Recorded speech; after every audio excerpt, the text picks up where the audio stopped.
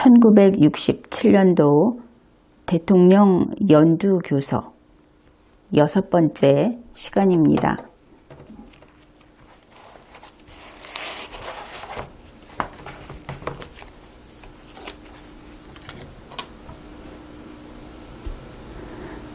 여기에는 대부분 사진이니까 이제 사진들을 보고 가기로 하죠. 이 중앙에 있는 사진이 보니까 무슨 그 전천후 농업을 위한 노력이다. 그래서 비가 오면은 농사 짓는데 문제가 없는데 가뭄이 든다든지 하면은 이제 농사를 망치게 되죠. 그래서 그것 때문에 일을 하는 그런 장면 같습니다. 옷을 다 벗고 바지만 입고 일을 하는데 꼭 속옷처럼 보입니다. 요즘 같은 반바지가 아니고 속옷인가 이런 생각도 드는데 이제 이 분들이 삽질을 하고 있습니다. 1967년 그때는 이렇게 국민이 열심히 삽질을 해서 국가를 건설을 했는데 현재 2020년 우리 대한민국 문재인 정부는 정부가 삽질을 해서 문재인 씨가 삽질을 해서 나라를 망하게 하고 있다. 이런 차이가 있다 하는 생각을 하게 됩니다. 그 다음에 이 아래쪽의 사진 하나만 더 보기로 하죠. 여기에 보면은 이렇게 그 도로 건설을 하는 장면이죠. 서울에서 춘천까지 가는 도로를 계획 기간 중에 아름답게 포장을 했다 그랬는데 이게 서울에서 춘천 가는 고속도로는 아니고 그냥 도로인 것 같죠. 여기가 어디쯤인지 짐작이 됩니까? 나머지는 뭐 거의 그냥 공사를 한다든지 뭐 이런 것이니까 다음 페이지로 넘어가죠. 여기서도 주로 이 사진, 화보로 되어 있기 때문에 가장 위쪽에 있는 이 사진은 초가집이고 그 다음에 이제 중앙에 있는 사진 이것만 보기로 하죠.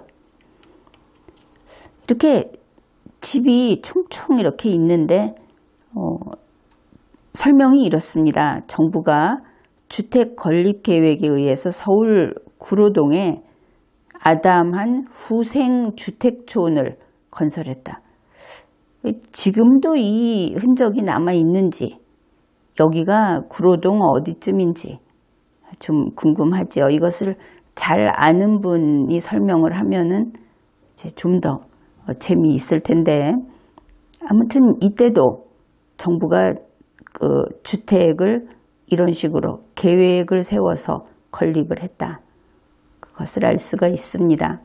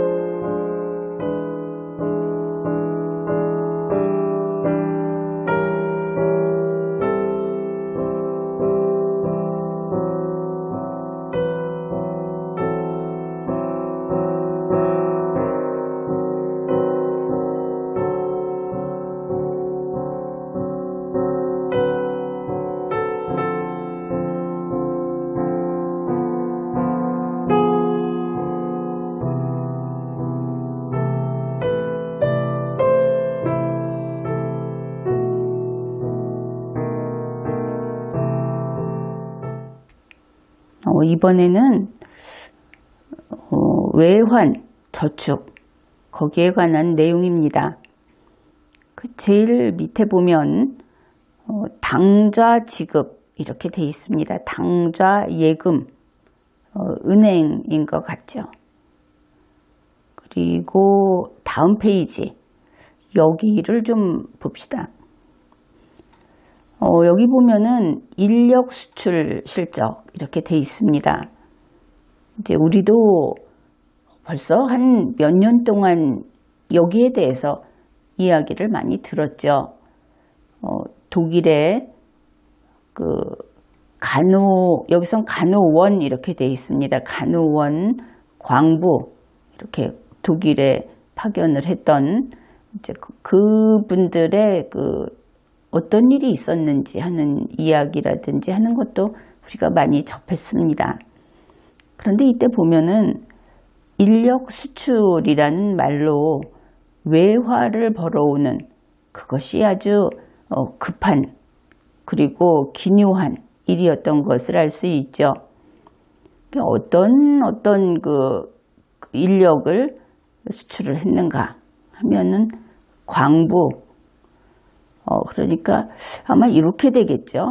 서독에는 광부, 또 동남아시아에는 기술자, 유럽 기타, 여기는 간호원, 월남에는 의사, 이제 이렇게 인력 수출을 했다. 그래서 이들이 외화 획득을 66년, 67년 그리고 71년에도 이렇게 계획을 세워놓고 외화 획득을 하는 아주 중요한 일을 했다. 그것을 알 수 있습니다.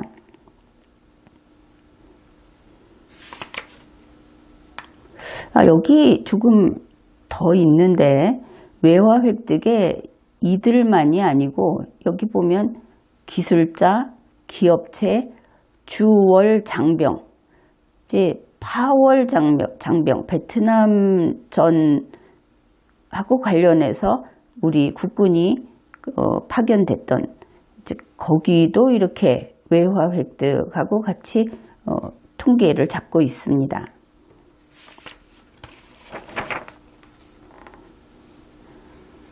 이제는 세금을 얼마나 걷는지 그리고 외자 그러면은 외국 자본 이렇게 볼 수 있겠죠. 이 내용은 좀 살펴보기로 합시다. 앞에서부터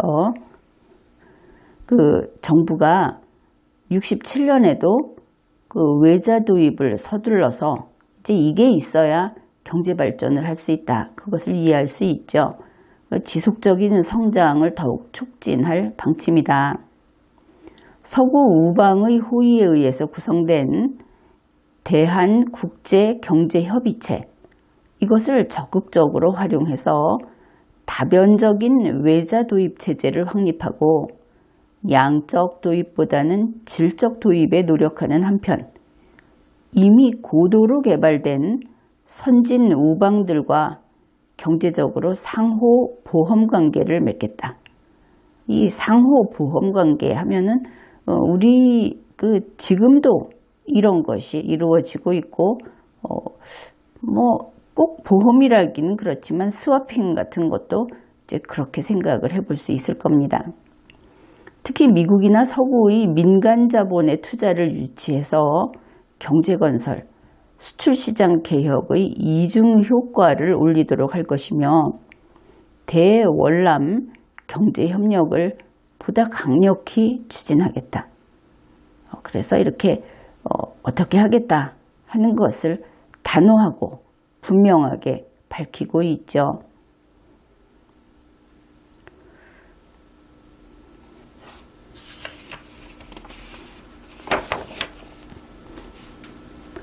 그 다음에 이제 여기서는 우리가 익숙히 알고 있는 이 자본과 경영의 분리, 이 부분을 읽어보기로 합시다.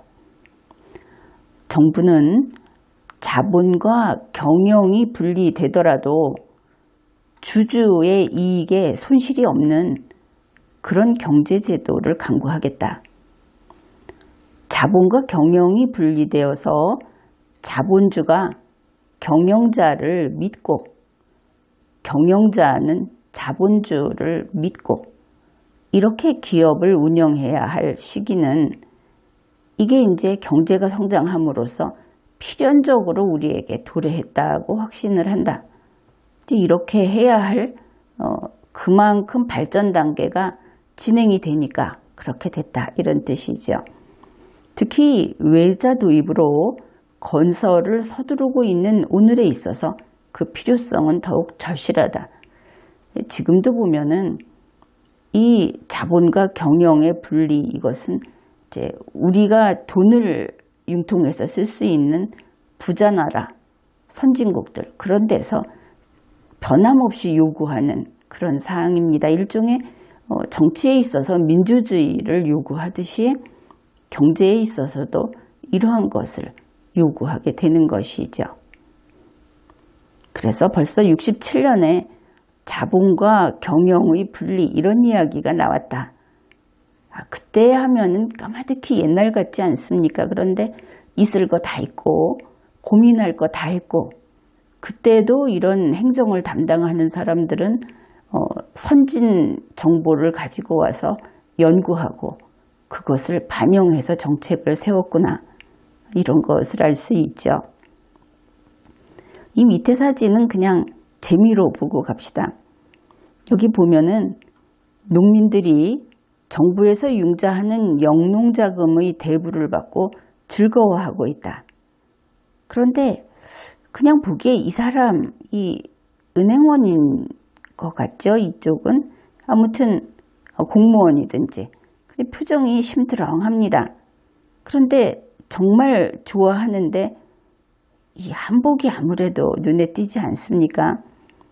돈 빌리러 온 사람이 때때 옷을 입고 왔다, 이제 이런 느낌도 들어서 좀 재미있다, 그렇게 생각을 했습니다.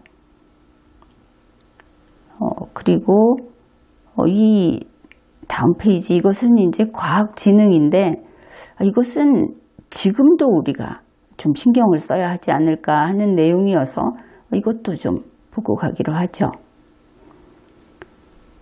이 과학기술의 지능은 그 어느 때보다 절실하다. 사실 정부가 이런 것을 잘 챙겨야 되는데, 현재 그 문재인 씨, 그 문 정권이라고 하는 그들은 뭐 스스로가 거의 문맹이니까 이런 걸 못하고 있다, 이제 그런 생각을 종종 하죠. 정부는 성장하는 경제를 선도하기 위해서, 그렇죠, 선도하기 위해서 과학기술 5개년 계획을 세웠고 과학기술의 지능을 촉구하고 있다. 그래서 67년에는 과학기술행정을 전담할 부서를 설치하고 우리 과학기술의 급속한 발전을 도모하겠다. 그 다음에는 좀 선동구호 같습니다. 과학하는 국민, 경제하는 국민, 이것이 바로 근대화를 위한 국민의 자질이다. 이러한 자질을 구비한 국민이 될 때 그 사회에는 폭리가 있을 수 없고 투기가 있을 수 없으며 건전한 경제의 질서와 신용의 경제사회가 이룩되기 마련이다. 그게 그렇게 연결되는지는 모르겠는데 아무튼 좋은 이야기다 하는 것을 알 수 있죠. 그래서 이때 보면은 해외 기술훈련 요원 5개년 계획 해가지고 인원수는 많지는 않습니다. 그만큼 고급 인력이 되겠죠. 그래서 이렇게 각종 지금 보면은 뭐 완전히 고급 기술이나 그런 거라고 말하기는 어렵지만 어떻든 전기, 건설, 주조, 자동 기계 뭐 이렇게 해가지고 65년에서 69년까지 꾸준히 숫자가 많지는 않아도 여러 나라에 이렇게 우리 국민을 보내서 기술 훈련을 시켰다. 결국 투자를 이만큼 그 인재에게 투자를 했다 하는 것을 알 수 있죠. 이제 이런 걸 통해서 우리나라가 나중에 결국 도약할 수 있고 지금처럼 될 수 있는 밑거름이 됐다, 이렇게 볼 수 있겠죠.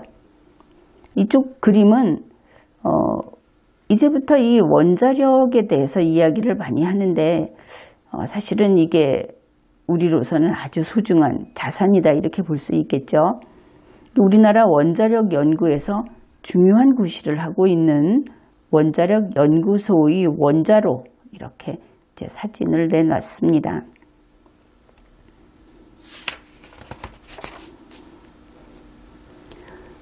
여기 보면 이 사진이 한국과학기술연구소 기공식, 여기에 박정희 대통령이 직접 가서 연설을 하고 있다. 근데 글자체가 상당히 좀 다르죠. 지금하고는 좀 그렇게 보입니다. 한국과학기술연구소 기공식 이렇게 되어 있는데 좀 젊은이들이 쓰는 그런 식의 글씨체, 그런 걸 그때 썼구나 하는 것을 알 수 있습니다. 그 다음에 이 아래 사진을 보면 이제부터는 사진을 좀 꼼꼼히 보겠습니다. 이 아래 사진을 보면 이제 지도를 놓고 이렇게 보고 있는 것을 알 수 있죠. 그런데 이 사람이 운하 개척을 연구하는 기술자라고 합니다. 이 운하라고 하는 것이 이때가 67년이고 지금이 2020년인데 근 10년 전 그때부터 세계 이 물 문제, 전 세계적으로 물 부족의 문제는 아주 중요한 것이죠. 단지 운송의 문제만이 아니고 이 운하를 개척하면서 물에 관심도 갖게 되고 물 관리도 더 잘할 수 있게 되고, 물론 이 시대에는 이제 농사 짓는 데 쓰는 그 농업 용수, 여기에 또 중점을 두었을 수도 있고, 또 그 물자 운송, 교통으로서 그랬을 수도 있는데, 결국 준비를 해 놓으면 나중에는 그것이 다 도움이 되더라, 이렇게 볼 수 있는 것이죠. 그런데 이것과 관련해서 본다면은 지금 문재인 정부는 4대강 그거를 다 때려 엎었는데 그럴 문제인가 싶죠. 이 물 부족 문제, 이 물을 잘 관리한다 하는 것은 우리가 또 세계의 선두에 설 수 있는 아주 좋은 그런 기회인데 감정으로 그걸 다 부수고 있으니까 사람이 미련하면 되는 일이 없다, 그런 생각을 합니다. 바로 옆에 사진은 수원농촌진흥청입니다. 전국 각지의 토양, 그 흙을 모아서 검사를 하는 장면이다. 그렇습니다. 제 다음 페이지로 가보기로 하죠. 여기는 서울대학교 공대 전자공학과 학생들이 주파 조절 장치로 연구를 하고 있다. 또 그 밑에는 수원 농대, 농업에 관한 선진 이론을 공부하고 있다. 근데 사실 지금은 농가대학에서도 이런 것을 하기보다는 좀 유전 분야라든지 하는 이런 것을 더 많이 우리가 전에 듣고 있죠. 근데 이때는 진짜로 그 농업 그 자체에 대해서 공부를 했던 것을 알 수 있습니다. 마지막으로 밑에는 작물을 키우고 있는 것 같죠. 수원 농촌진흥청에서 단위 면적의 다수학 실험을 하고 있다. 이제 곡식이 많이 산출이 되도록 하는 그런 연구를 하고 있다는 것을 보여주고 있습니다. 이제는 그 문교 일반 이렇게 해가지고 역시 그 교육에 관한 것이죠. 이 내용도 좀 보기로 하죠.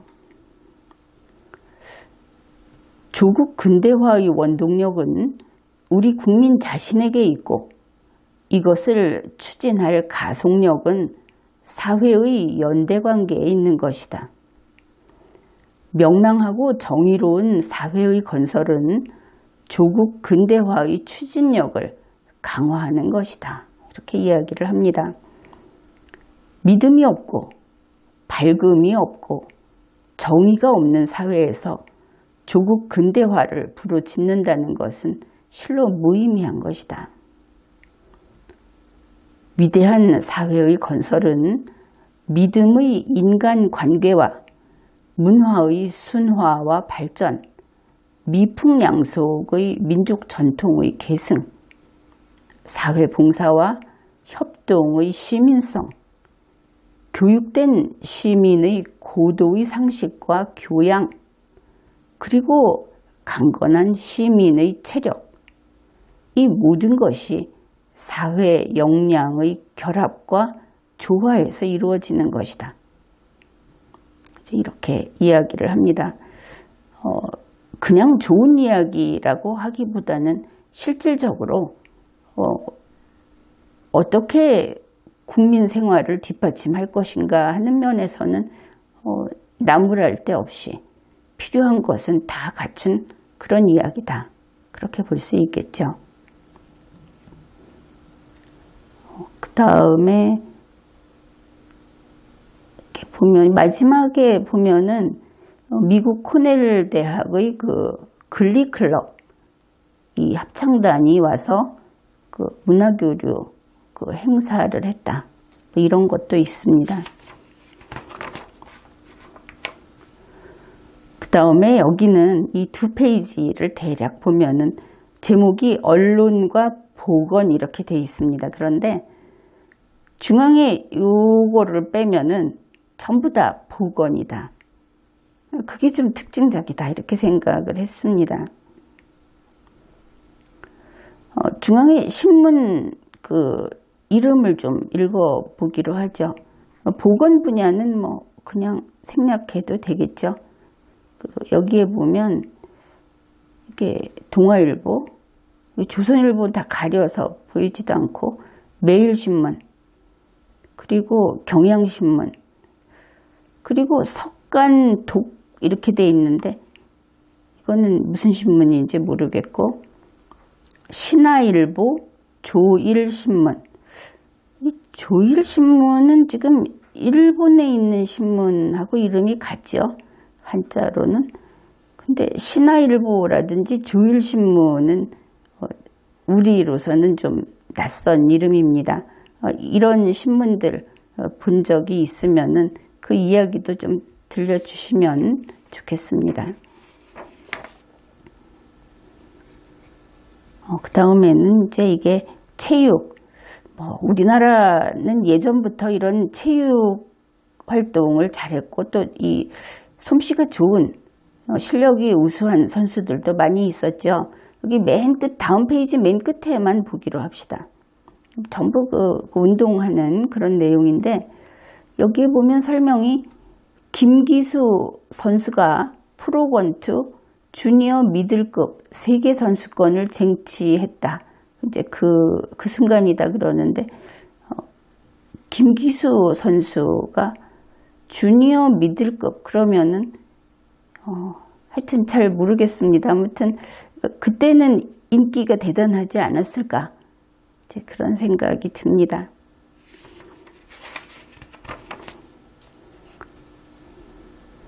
또 교육입니다. 그래서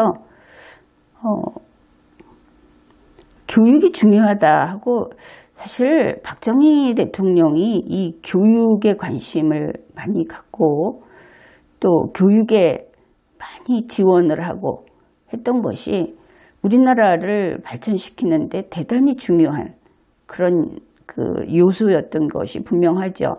세계의 기적이다 이렇게 말할 정도로 대한민국이 발전할 수 있었던 것은 바로 교육에서 출발했다. 지금 힘든 것은 하지 않으려고 하고 사람을 연마하고 기술을 연마하고 본인들이 그 단련하고 하는 그 과정이 뭐 놀고 편하게 지내는 것처럼 그렇게 좋지는 않겠지만 어린 시절, 젊은 시절에 그런 노력을 하지 않으면 그 다음에 바랄 것도 없고 이 나라가 발전할 어떤 기대도 없다. 그건 뻔한 것이죠. 교육에 있어서는 교육은 편하게 하는 것이 아니고 교육 받는 사람이 게으르고 싶다고 해서 그것을 들어주는 것이 교육이 결코 아니다.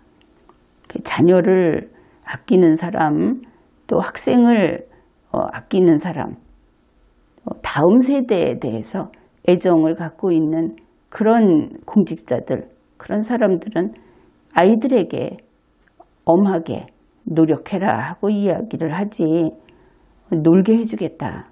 그렇지 않죠. 여기에서도 보면은 그 민주시민 이야기를 하는데 이거 다시 좀 보고 갑시다. 정부는 인간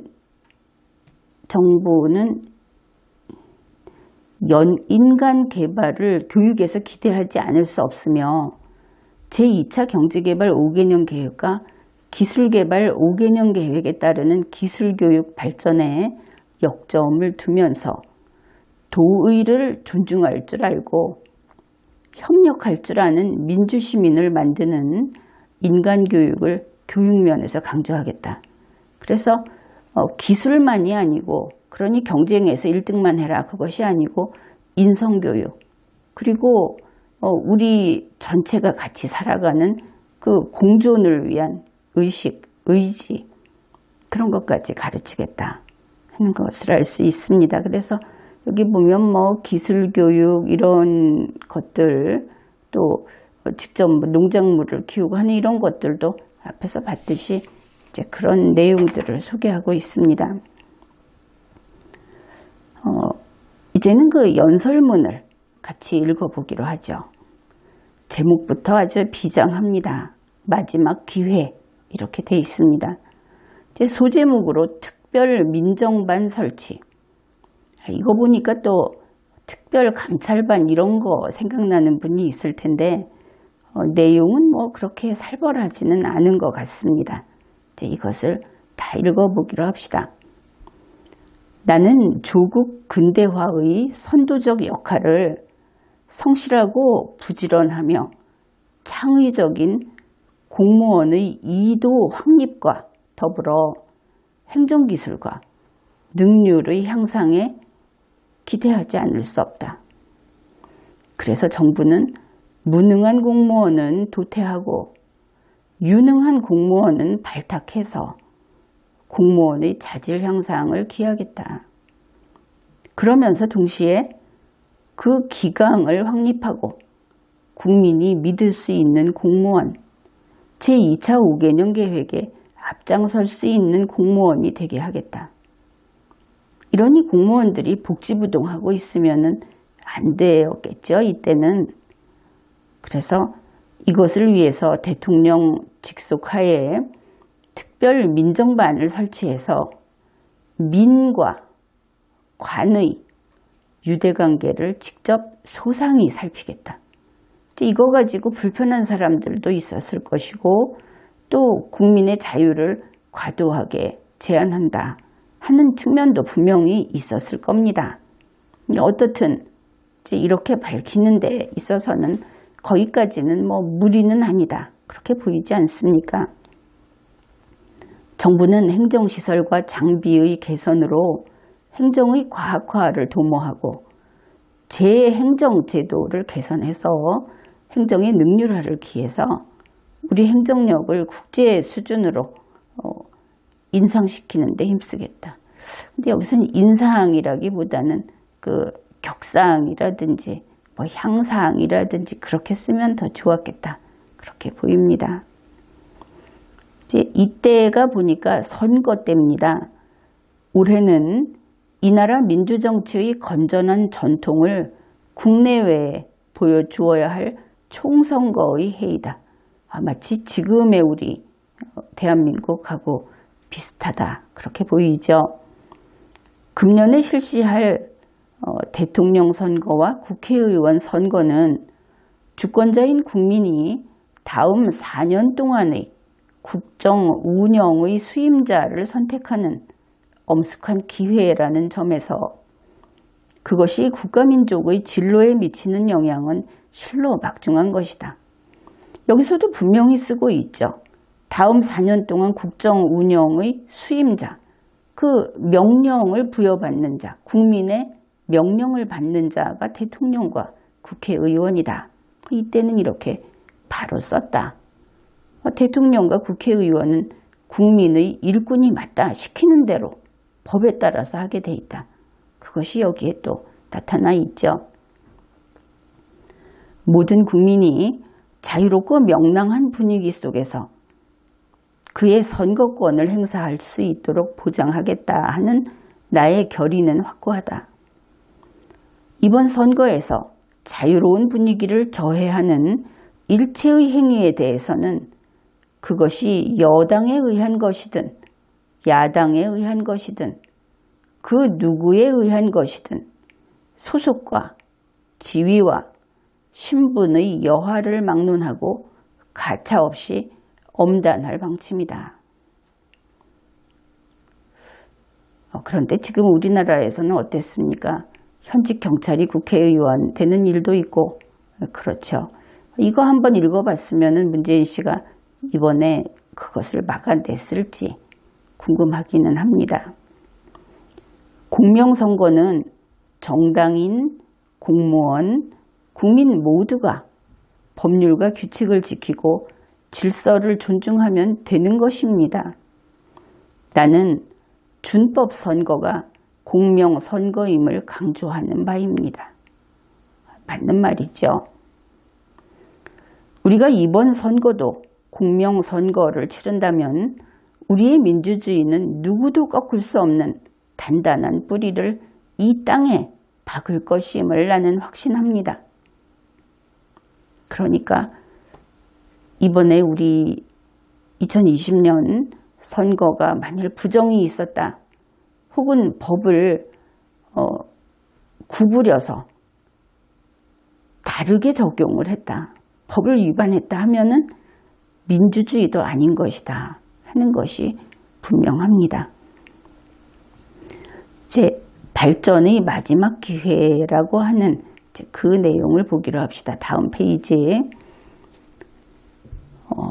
역사상 처음 우리 손으로 완수한 제1차 5개년 계획은 우리에게 조국 근대화의 더 없는 기회를 마련했다. 우리의 오랜 민족사상 우리에게 근대화의 기회가 없었던 것은 아니지만 그때마다 우리는 기회를 놓침으로써 빈곤과 고난이 그대로 우리 세대에 계승돼 왔다. 이제 우리에게는 다시 한번 발전의 기회가 찾아왔다. 그리고 이 기회는 우리의 피땀과 온 국민의 정성으로 만든 더없이 고귀한 실로 마지막 기회라고도 하겠다. 우리가 이 기회마저 놓치고 만다면 우리에게 자주 자립의 번영된 조국을 건설할 기회는 다시 오지 않을 것이다. 그래서 번영된 조국으로 통하는 2차 5개년 계획을 꼭 성공시키자 하면서 이제 이런 아주 절실한 마음을 표현을 했다는 것을 알 수 있죠. 밑에 사진을 보면은 여기 이렇게 물속에 들어가서 이렇게 일을 하는 국토개발, 한해 극복에 앞장서서 물 도랑을 파는 박정희 대통령 이렇게 돼 있는데 사실 문재인 씨한테 이런 모습을 본 적이 있습니까? 항상 쇼나 하지. 무슨 드론으로 농사를 짓는다 어쩐다 하면서 가가지고 어정쩡하게 장난감 가게에 간 애 마냥 시키는 대로 쇼만 했지. 스스로 그냥 발 걷고 흙탕물에 들어가서 팔 걷어붙이고 일하는 거는 본 적이 없다. 그렇죠. 사람의 그 마음이 진심이 있느냐 없느냐 하는 것은 그냥 척 보면은 알 수 있다 하는 겁니다. 뭐 그런 사람이 다 있나? 그렇지 않습니까? 대통령 되면은 여러분이라도 한번 하지 않겠습니까? 그런데 절대 꼼지락도 하지 않는 인간이다. 제 사진 보니까 좀 그런 생각이 납니다. 이제 다음 페이지. 이제 통일에 대한 이야기가 나와서 그것도 좀 보기로 합시다. 이 아래쪽을 보기로 하죠. 통일의 길은 경제 건설에 있다. 처음부터 읽어봅시다. 공업 입국의 조국 근대화가 이루어질 1970년대에는 국토 통일의 전망은 보다 밝아올 것이다. 이때 이르면 우리를 둘러싼 통일에 대한 우리의 자주적인 기반과 기회가 마련이 되고 국제정세도 크게 변동될 것으로 내다본다. 통일은 단순한 염원이나 국토 분단을 개탄하는 것만으로는 가까워질 수 없고 더욱이 현실의 냉엄한 사리에 어두운 사람들이 하는 그 막연한 소망, 거기에 영합하려는 비현실적인 통일론, 또 그런 방책, 이것은 도리어 백해무익한 것이다. 그래서 확실하고 꾸준한 통일의 노력은 수많은 정치적, 경제적, 문화적 과업에 충실하는 데서 그때 소기의 성과를 쟁취할 수 있는 것이다. 그렇죠. 그 소중한 거, 원하는 거, 가치 있는 것은 남에게서 얻는 게 아닙니다. 스스로 달성하거나 싸워서 쟁취하는 것이죠. 이때도 좋은 이야기를 했습니다. 오늘 이 단계에 있어서 통일의 길은 경제건설이고 민주 역량의 배양이다. 우리의 경제, 우리의 자유, 우리의 민주주의가 북한으로 넘쳐 흐를 때 그것은 곧 통일의 길이다. 그런데 우리가 공산주의자가 되고 우리가 북한을 추종하고 북한식이 되고 그러면 통일을 당할 수 있겠죠. 그렇게 당하는 통일은 적화통일이고 그것은 통일이 아니라 우리가 망하는 길이다. 그런 겁니다. 그래서 이 통일의 원칙은 우리의 건국헌법 그리고 현행헌법에 들어있는 그 통일의 원칙과 완벽하게 부합된다. 그것을 알 수 있죠. 여기는 이제 남대문 시장, 남대문 그리고 이런 것들이 있고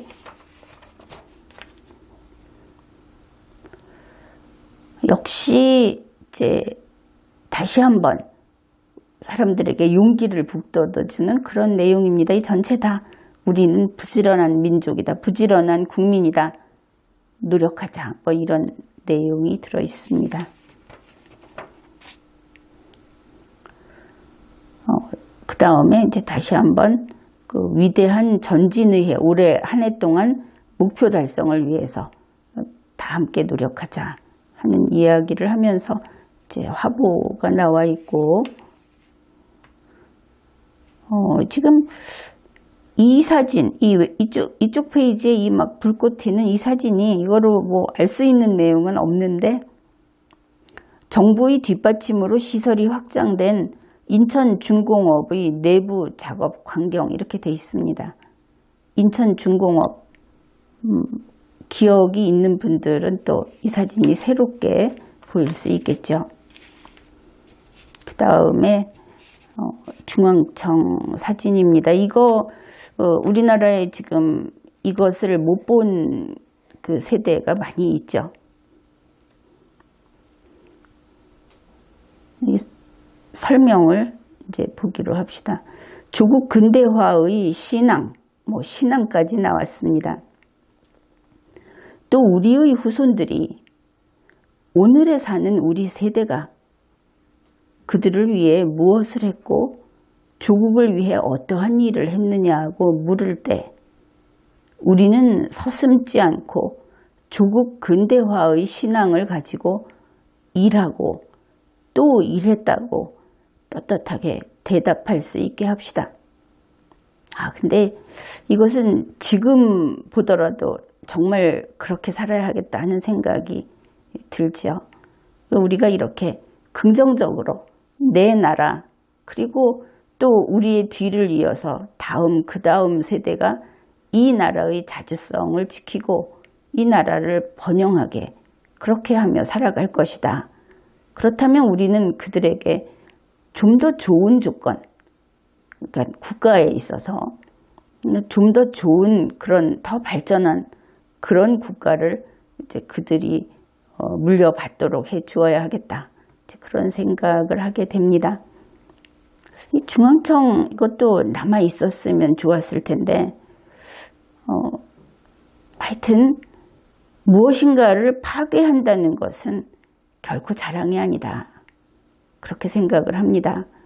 만드는 것은 못하는 것 투성인데 파괴는 어리석은 자도 할 수 있다. 그렇죠. 이게 이제 마지막 페이지까지 왔습니다.